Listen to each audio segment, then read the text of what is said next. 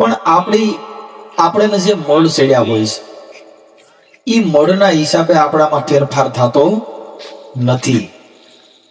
જો એ મળ વિયો જાય તો બાપુ નિર્વાણી બની જાય. આ જેટલા સંતો થયા ને નિર્વાણી બની ગયા, કે જે વાણીની અંદર કોઈ મળ નથી, ડોળપણ ન હોય, એકદમ નિર્વાણી હોય. આ આકાશનું જે વરસાદનું પાણી પડે ને ભાઈ, એ કાચના બટકા જેવું હોય. એને જો નેવેથી ભરી લ્યો ને તો તમને કહું કાચ જેવું પાણી હોય, પણ એ નેવેથી પડે હેઠું અને પછી ધૂળી ધમાનો સંગ કરે ને પછી ડોળ પકડી ગયું હોય ને એ પાણી બજારોમાં જતું હોય. કોઈ બાઈએ ગોળા ફેર્યા, ઠામડા ધોવામાં લીધું, એ સેમાય કામમાં ન આવે. કેમ કે ઈ પાણીમાં ડોળ પકડ્યો સાહેબ. કેમ કે એને ધૂળી ધમાનો સંગ કર્યો છે, એને પીવાય નહીં. ઈ ઠામડા ધોવામાં નો હાલે, લુગડા ધોવામાં નો હાલે.